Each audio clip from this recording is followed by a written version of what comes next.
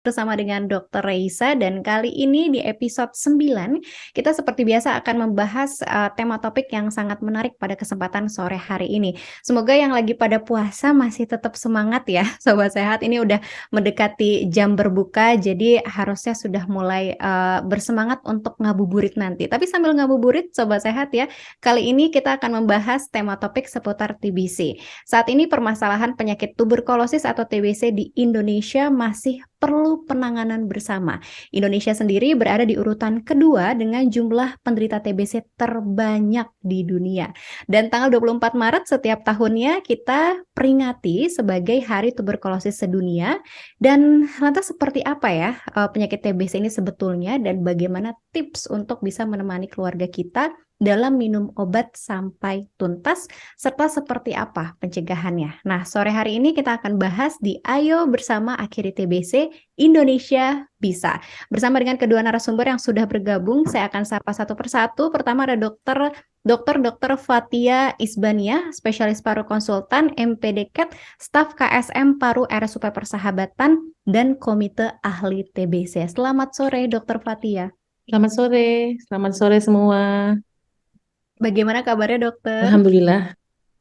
Alhamdulillah luar biasa ya. Dan juga ada tentunya Dr. Reisa Broto Asmoro selaku Duta Stop TBC Indonesia. Selamat sore Dr. Reisa. Sore, Mbak Adin. Selamat sehat semuanya. Dokter Fatia, semoga dalam Gimana, sehat. gimana kabarnya Dr. Reisa? Alhamdulillah baik. Alhamdulillah baik, luar biasa ya. Dan Sobat Sehat, kamu tentunya di talk show sore hari ini bisa menyimak live Instagram kita di @kemenkes_ri dan nanti juga bisa menonton kembali ya di @radio kesehatan dan kamu bisa ikut bertanya seputaran topik. Silakan mention di Twitter Instagram kami @radio kesehatan atau di @kemenkes_ri atau mungkin juga bisa melalui WhatsApp SMS di 0821 maksud kami 3636 2018. Saya mungkin akan ke Dr. Fatia terlebih dahulu. Dr. Fatia, mungkin boleh dijelaskan terlebih dahulu sebetulnya penyakit TBC ini disebabkan oleh apa sih, Dok? Dan gejalanya sebetulnya seperti apa, Dr. Fatia? Silakan. Ya, jadinya penyakit TBC ini adalah suatu penyakit yang sudah lama sekali. Dari zaman sebelum Masehi ya. Jadi sampai ditemukan oleh di mumi-mumi di zaman Firaun dulu ya, ditemukan DNA Mycobacterium tuberculosis ini. Jadinya penyakit tuberkulosis ini disebabkan oleh bakteri basil namanya Mycobacterium tuberculosis. Nah, ini bakteri nakal banget. Dia apa namanya lapisannya tuh tebal sekali, tidak bisa ditembus oleh apapun, tahan oleh pendinginan, tahan oleh eh, pemanasan sampai ke berapa derajat ya, sampai di atas 70 derajat. Dia senang di lembab. Dan satu lainnya lagi, dia tuh senangnya apa? Senang menyerang paru. Ya, ini TB itu bisa menyerang paru, bisa menyerang eh, organ di luar paru. Ya, dia bisa mengenai apa saja, kecuali kuku dan rambut. Ya, tentu saja kalau misalnya TBC paru, TBC yang mengenai penyakit TB yang mengenai paru itu pasti gejalanya satu, ya gejala respirasi dan gejala sistemik. Kalau gejala respirasinya yang pasti batuk, tapi terus batuknya biasanya berdahak. Batuk darah belum tentu 100% TBC. Kalau dia mengenai pembuluh darah, ya pasti dia batuk darah. Lalu nyeri dada kadang-kadang. Lalu ada gejala sistemik, tidak nafsu makan, penurunan berat badan, dan lain-lain. Tapi sebenarnya itu gejala yang sudah timbul tuh gejala yang sudah terlambat. Kita harus tahu ada gejala yang bukan gejala sih, ada suatu keadaan yang namanya TB laten. Itu yang harus kita kejar saat ini, yaitu keadaan TB di mana dia seorang sudah terinfeksi, tetapi seorang itu tidak menyadari dan pada suatu saat nanti itu dia akan lambat laun menjadi penyakit. Inilah adalah populasi yang kita harus identifikasi segera. Karena kenapa? Karena kita Indonesia saat ini memiliki program terapi pencegahan tuberkulosis. Ya, jadinya tidak hanya mengobati, tapi juga harus mencegah. Mencegahnya dengan apa? Kita menemukan orang yang TB laten dan kita obati. Oke, baik. Jadi jangan tunggu sampai si gejala-gejala Ya tadi muncul sakit, ya, ya. Dok ya? Ya. Oke, baik. Nah, tapi mungkin boleh dijelaskan juga dokter gambaran jumlah penderita TBC untuk di Indonesia mungkin akhir-akhir ini dan siapa saja sebetulnya yang rentan untuk terkena TBC, dokter? Oke, jadinya Indonesia nomor 2 di dunia sekarang ini setelah negara India. India populasinya miliaran dibandingkan dengan Indonesia. Indonesia hanya seperlimanya. Ya, jangan-jangan kita nomor 1 dari tahun lalu, tahun depan ya. Waduh, jangan sampai ya. Terus jadinya siapa yang bisa terkena TB? Siapa saja, dari bayi sampai orang tua, ya. Tapi tentu saja populasi kita kan populasi yang paling banyak adalah usia produktif ya, dan inilah populasi yang sering terkena TB. Hampir setiap hari saya bekerja di Rumah Sakit Persahabatan menemukan pasien-pasien yang sudah lanjut sakit TB-nya. Kita tahu kalau paru-parunya udah rusak, aduh mau gimana lagi, mau ditransplant paru tidak, rasanya sulit sekali. Paru-parunya sudah ada yang tinggal sebelah, tinggal seperempat, tinggal setengah. Dan bagaimana dia mau melakukan produktivitas aktivitas sehari-hari kalau nafas aja dia sulit. Ya, itu yang jeleknya dari TBC. Jadinya estimasi insiden tuberkulosis sekitar 986.000 kasus per tahun dengan angka kematian 15.148 jiwa per tahunnya. Dan TB bisa mengena TB anak dan pasien dengan kelompok orang dengan daya tahan tubuh yang rendah, ya, usia lanjut, komorbid. Komorbid yang paling sering adalah komorbid diabetes mellitus. Jadi TB itu ada 2 macam, TB yang sensitif dan TB resisten. Lalu tadi saya sudah katakan dia ada permasalahan juga, dia mengenai komorbid pada pasien dengan diabetes mellitus, pasien dengan HIV, pasien dengan gangguan ginjal, gangguan hati dan lain-lain. Seperti itu. Oke, baik dokter Fathia. Saya akan ke dokter Raisa, kemudian dokter Raisa ini tadi disampaikan juara 2 loh ya kita TBC di dunia, tapi tentu ini bukan sesuatu yang patut untuk dibanggakan. Tapi dokter Raisa, TBC ini mungkin apakah sebetulnya bisa disembuhkan asal konsisten dan patuh terhadap minum obat, dan ini tentu butuh dukungan dari keluarga atau orang-orang di sekitar kita. Bagaimana pandangan dokter Raisa sendiri akan hal tersebut, dokter? Iya, saya rasa betul sekali ya. Jadi sobat sehat semuanya, eh, em, peran keluarga itu sangatlah penting ya, terutama dalam pencegahan penularan TBC. Karena keluarga ini kan sebenarnya yang akan merawat dan bertugas untuk menjaga supaya si yang menderita TBC ini tetap mengkonsumsi pengobatannya sesuai dengan waktunya, apa aja yang harus dikonsumsi, apa aja yang harus dilakukan, gitu kan ya. Pemeriksaannya juga kan keluarga juga yang harus mengantarkan, ya. Sembari memastikan bahwa anggota keluarga yang lain yang masih sehat itu jangan sampai tertular juga, gitu. Jadi memang pasti peran keluarga ini nomor 1 ya. Jadi buat yang punya keluarga yang menderita TBC, saya rasa ini penting sekali untuk mendapatkan konseling, kemudian juga sering-sering untuk aktif ya dalam berbagai kegiatan promosi TBC ini supaya bisa mengetahui apa sih yang sebenarnya harus dilakukan. Misalnya terkait dengan karena penderita TBC ini mesti yang batuk-batuk gitu ya, kan juga harus tetap mengingatkan bahwa selama beraktivitas di rumah ya tetap harus menggunakan masker, terus juga terpisah ruang tidurnya gitu ya dengan anggota keluarga yang lain, kemudian juga sikat giginya, tempat dia berdahak, semua juga harus dipastikan terpisah dengan anggota keluarga yang lain, tidak digunakan bersamaan. Jadi keluarga yang lain juga harus tahu bagaimana sih mewaspadai dengan hidup bersama orang yang menderita TBC ini. Nah, support yang utama ya, yakni selain tadi ya untuk ikut membantu mengingatkan, menemani gitu ya, pemeriksaan, mengawasi minum obatnya, tapi juga support dengan mendengarkan keluh kesah, karena kadang-kadang kan tantangannya juga luar biasa ya bagi para penderita TB ini ya, terutama kalau yang mengkonsumsi obatnya juga sudah cukup lama, kemudian juga mendapat tantangan di tempat kerjanya gitu ya, jadi harus mensupport juga dari segi moralnya. Ya. Dan ini juga penting sekali ya berkaitan dengan adanya dukungan dari tempat kerja. Sebenarnya sudah ada ya Dokter Fatia ya Permenkes nomor 67 nih tahun 2016 yakni tentang penanggulangan TBC dan juga ada lagi dari Kementerian Tenaga Kerja itu juga sudah ada sebenarnya Permaneker ya nomor 13 tahun 2022 tentang penanggulangan TBC di tempat kerja.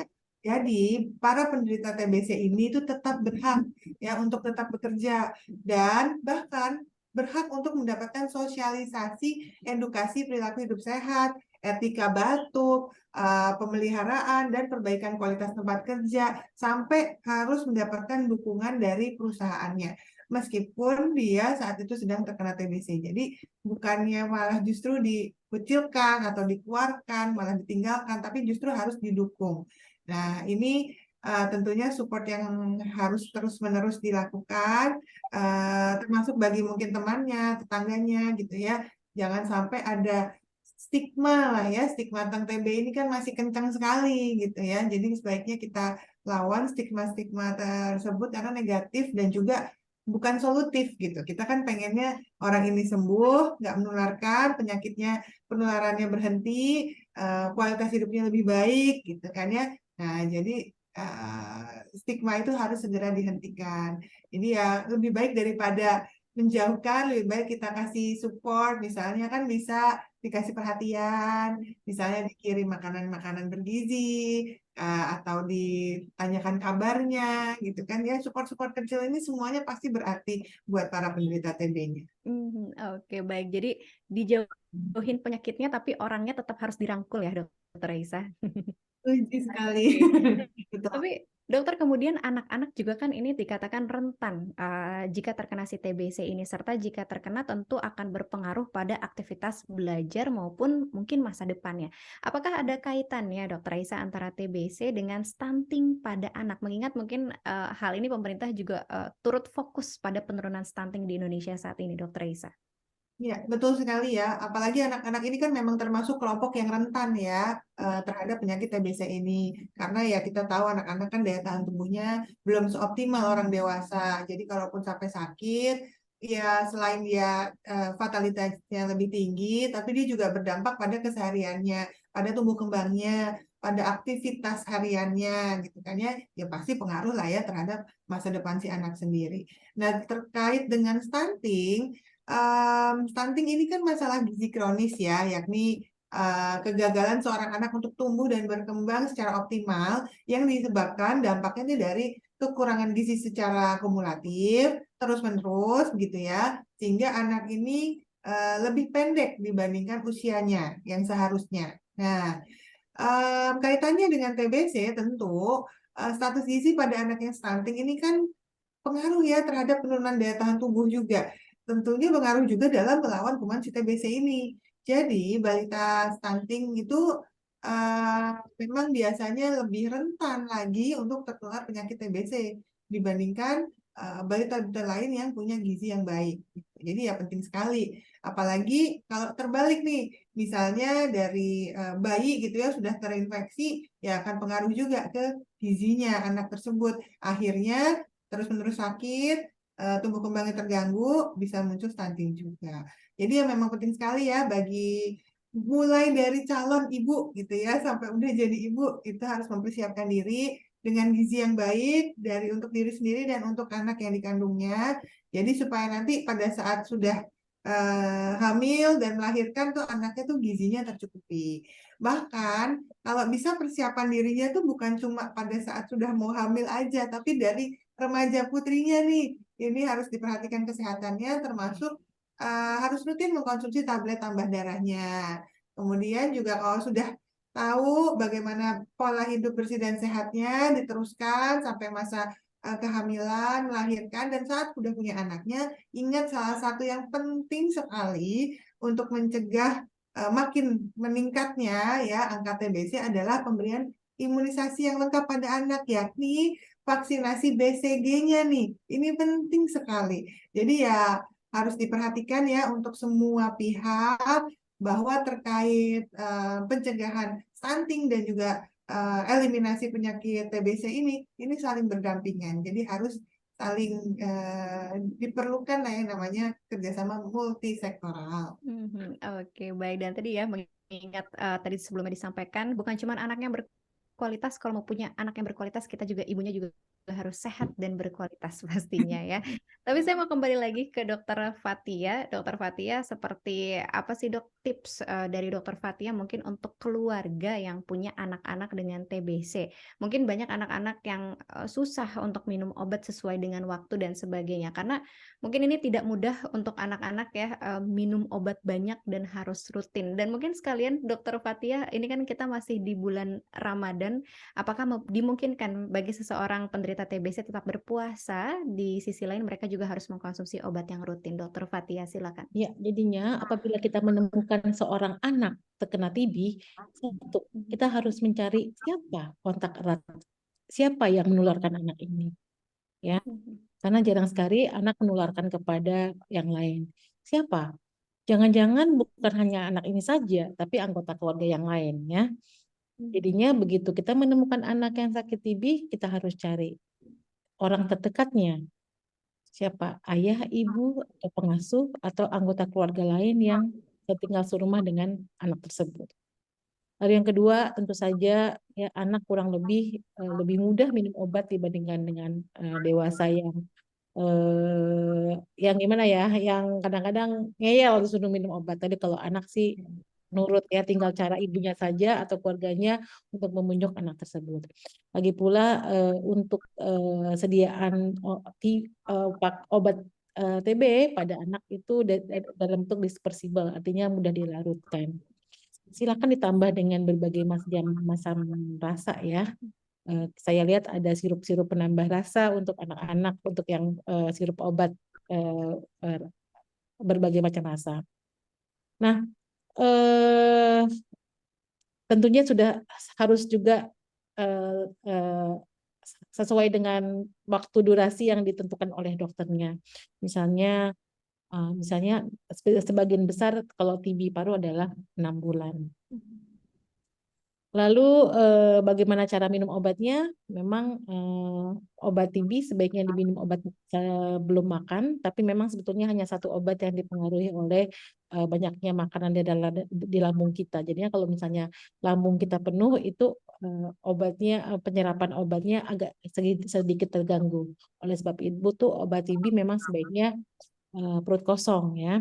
Tapi kalau memang ada gangguan pencernaan itu silakan dikomunikasikan ke dokternya, nanti disiasati bagaimana cara pemberiannya. Lalu bagaimana dengan cara bulan puasa ini, Ramadan ini? Jadinya tetap obat TB harus diminum ya secara teratur. Dimajukan ya, selama biasanya minumnya pagi, ini kan minumnya pagi juga ya, walaupun 2 jam lebih awal. Jadinya diminum setengah jam atau 45 menit sebelum makan sahur. Seperti itu. Jadi tetap harus bisa berpuasa, tetap minum obat sebelum sahur. Kecuali kalau memang pasien TB-nya lagi dirawat di rumah sakit, berarti itu kan ada kondisi yang mengkhawatirkan ya, yang mengharuskan pasien harus diinfus, mendapatkan perawatan lebih intensif dan lain-lain. Oke, baik. Jadi jangan khawatir ya, sobat sehat, tetap bisa untuk berpuasa. Yang penting jadwalnya diatur sedemikian rupa ya, Dokter Fathia. Tapi kemudian saya ke Dokter Raisa kembali. Dokter Raisa, semenjak pandemi COVID-19 kita belajar banyak istilah termasuk etika batuk. Nah, untuk si TB sendiri, etika batuk jadi penting sebagai salah satu pencegahan. Namun mungkin belum semua orang paham gitu ya, atau mengerti terkait dari etika batuk ini. Mungkin boleh diingatkan kembali nih, Dokter Raisa. Oke, sobat sehat ya, para pendengar semua. Memang kan apa yang kita pelajari selama pandemi COVID-19 itu ya, itu banyak sekali ya. Nggak hanya eh, penting protokol kesehatan dan adaptasi kebiasaan baru itu untuk pencegahan COVID-nya aja, tapi berbagai macam penyakit menular. Misalnya salah satunya yakni TBC ini. Nah, etika batuk yang selama ini kita pelajari bersama ya selama masa pandemi ini, yakni dengan melakukan menutup hidung dan mulut dengan siku bagian dalam, ya kan, seperti ini, ya, atau bisa menggunakan tisu. Nah, jadi ini adalah salah satu etika bersin dan juga batuk yang penting untuk dilakukan. Jadi ya jangan lupa ntar tisunya dibuang langsung ke tempat sampah. Habis itu kita cuci tangan, gitu ya. Dan kalau misalnya kita sedang batuk pilek dan berada di lingkungan orang lain, ya tetap harus gunakan masker untuk melindungi orang di sekitar kita. Selain itu juga apa yang kita pelajari selama ini kan kita harus menjaga gaya hidup sehat kita ya. Jadi ya, pola hidup bersih dan sehat harus diterapkan, termasuk makan makanan bergizi seimbang, olahraga teratur, tidur yang cukup, gitu ya, biar kita imunnya baik. Jadi itu tetap harus dijalankan ya, tidak hanya di masa pandemi COVID-19 saja, gitu. Oke, baik. Nah, itu ya diingat kembali etika batuknya gampang kok Sobat Sehat. Yang penting kalian jangan sembarangan kalau bersin, kalau batuk pilek dan sebagainya ya. Dan Dokter Fatia serta Dokter Reisa, kita sudah ada beberapa pertanyaan ini dari Sobat Sehat. Mungkin satu pertanyaan untuk Dokter Fatia terlebih dahulu. Dari Hartanti Lisa. Sore dokter, jika sudah mantan TBC atau pernah ya sakit TBC, apakah masih akan terjangkit lagi di kemudian hari? Dokter Fatia, seperti apa jawabannya dok? Ya, jadinya kalau misalnya seorang yang pernah menderita penyakit TB lalu dia sudah sembuh, apakah dia bisa kambuh lagi? Bisa. Apalagi apakah bisa dia terkena dengan infeksi TB yang baru lagi? Bisa, keduanya. Tapi jawabannya bisa juga tidak apabila seseorang tersebut menjaga badannya dengan baik ya, menjaga imunitas tubuhnya dengan baik ya. Contohnya makanan-makanan yang bergizi dan menghindari perilaku yang membuat imunitas kita turun ya, seperti satu merokok, dua minum minuman keras, diet yang terlalu ketat ya. Itu akan membuat daya tahan tubuh imun kita menjadi turun. Pokoknya TB itu kalah deh sama tubuh kita yang kuat, imun kita yang kuat ya. Buktinya kalau apabila seseorang terkena kuman TB, dia tidak akan selalu langsung sakit TB, tidak seperti COVID ya. Yang kena itu bila misalnya kena bisa langsung chance-nya besar untuk menjadi terkena COVID. Tapi kalau TB tidak, dia akan masuk dulu, dia akan berkenalan dulu dengan sistem imun kita, lalu sistem imun kita itu akan menghancurkan dan dia bisa hilang. Tapi kalau misalnya daya tahan tubuh kita rendah, apalagi imunitas lokal paru kita yang rendah seperti seorang perokok, yang akan melemahkan makrofag paru, karena kita tahu makrofag paru itu yang paling tentara utama apabila dia bertemu dengan kuman TB. Nah, itu pasti bisa besar kemungkinannya untuk menjadi TB.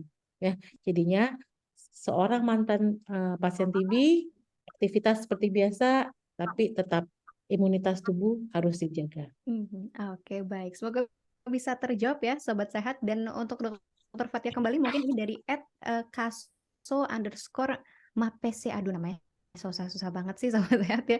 Ini pertanyaannya, apakah orang yang sementara yang sudah berobat mungkin ya, ini sudah tidak menularkan TB, Dokter Fatia? Ya, Seperti apa? jadinya siapa yang menularkan TB itu? Satu adalah pasien TB paru. Jadinya TB-nya terkena paru. Dan pada saat apa? Pada saat dia berbicara, berteriak, bernyanyi ya. Dan kapan dia menularkan? Kapan saja, terutama pada saat dia belum diobati. Apakah setelah diobati dia sudah tidak menularkan lagi? Tetap menularkan, makanya tetap hati-hati, tapi dengan daya tular yang lebih rendah dibandingkan orang yang belum berobat. Kapan itu? Biasanya waktunya 2 minggu. Ya, setelah 2 minggu dia daya tularnya melemah. Oke, baik. Semoga bisa terjawab Sobat Sehat ya. Selanjutnya pertanyaan untuk Dokter Reisa dari @fandi.damo. Dokter, gimana kalau ada keluarga yang punya tanda atau gejala TBC tapi nggak mau periksa, Dokter Reisa? Waduh, bahaya sekali ya. Takutnya nanti malah ikut menularkan kalau misalnya ternyata beneran positif. Mungkin Dokter Fatia bisa menambahkan ya, ini ada regulasinya kan dari ini ya, fasilitas tempat biasanya ya ada satgasnya yang memeriksa. Mungkin bisa dilaporkan juga. Karena bagaimanapun juga semakin cepat diobati itu kan akan lebih baik. Kalau sudah terlambat tentunya akan lebih sulit nantinya ya penyembuhannya. Bagaimana Dokter Fatia? Ya, jadinya kalau misalnya tidak mau berobat, ya ini susah ya. Nah, Ini dukungan keluarga juga nih. Apabila keluarga mengetahui ada anggota keluarganya yang sakit TB tapi tidak mau berobat, harus segera didorong. Kenapa? Karena TB itu adalah penyakit menular. Keluarganya lambat laun akan terkena TB juga, ya. Yang ini memang jadi dilema ya. Misalnya saya mendapat pekerja yang TB, dia dia tidak mau berobat. Nah, bagaimana dia akan Dan akan lainnya ya. kerjanya, akan menularkan keluarganya. Tapi kalau dia tidak mau, kita mau melaporkan kemana? Ya, tidak seperti negara maju lainnya yang memang insiden TB-nya yang sangat rendah. Mereka mempunyai regulasi yang berkaitan dengan hukum-hukum. Apabila seseorang penderita penular yang tidak mau berobat, maka dapat dikenakan sanksi. Tapi di Indonesia sepertinya masih belum ya. Ini bisa melakukan vaksinasi ya untuk yang belum ya. Iya, Anggota keluarganya ya itu mungkin akan membantu gitu. Ah, Tapi ya harus diperiksa sih ya. tetap harus diperiksa, tetap harus diperiksa. Untuk vaksin TB mungkin dalam beberapa tahun lagi kita bisa menikmati, ya sekarang lagi sedang trial. Ya, memang ini sangat sulit sekali, walaupun sudah berkali-kali, bertahun-tahun dicoba ditemukan vaksin TB. Ya, Oke, baik. Semoga bisa terjawab ya, Sobat Sehat. Dan jangan lupa kalau memang ini terjadi saat ini sama kamu, jangan ragu untuk memeriksakan diri. Dan semoga si vaksin untuk TB ini segera hadir. Dan sambil nunggu vaksinnya, mungkin kita juga harus tetap menjaga imunitas tubuh dengan baik. Dokter Isa dan juga Dokter Fatia, kita sudah di penghujung acara. Tidak terasa hampir 30 menit kita berbincang.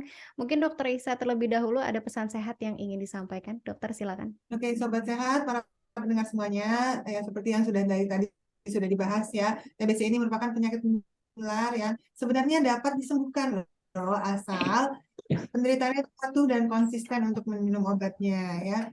Dibutuhkan sekali yang namanya dukungan keluarga dan lingkungan sekitar untuk membantu kesembuhan pasien. Keberhasilan dalam pemberantasan TB ini juga ada di tangan keluarga ya. Tetap terapkan protokol kesehatan ya, tetap gunakan masker terutama jika menderita batuk dan bersin ya. Dan tetap lakukan cuci tangan dengan rutin supaya kita bisa terhindar termasuk dari penularan TBC. Ayo kita akhiri TBC, Indonesia pasti bisa. Baik, terima kasih banyak Dokter Esa dan pesan sehat dari Dokter Fatia. Silakan Dokter. ya. Apabila ada anggota atau teman kita yang terkena TB, kita harus memberikan dukungan, jangan dikucilkan, membuat membuat anggota keluarga kita lebih nyaman, dan kita sebagai petugas kesehatan juga merupakan garda terdepan untuk portal edukasi ya mengenai tuberkulosis untuk mematahkan hoax-hoax yang terjadi mengenai tuberkulosis ya. Pasti Indonesia pasti bisa. Oke. Baik, terima kasih banyak sekali lagi Dokter Fatia dan demikianlah tadi perbincangan seru kita dalam topik menarik. Ayo bersama akhiri TBC. Indonesia bisa bersama dengan kedua narasumber kita yang sudah berbagi informasi dan juga ilmunya, Dr.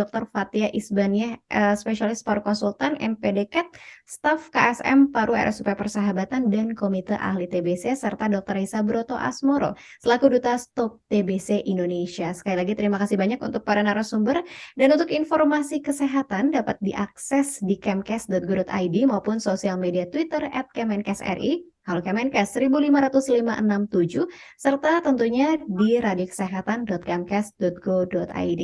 Terima kasih untuk Sobat Sehat yang telah bergabung baik melalui Radio Kesehatan maupun melalui live Instagram di @kemenkes_ri. Saatnya saya Andini pamit undur diri. Salam sehat untuk kita semua. Wassalamualaikum warahmatullahi wabarakatuh. Terima kasih semua. Terima kasih Dr. Risa. Terima kasih Mbak Nini. Terima kasih Terima semua. kasih.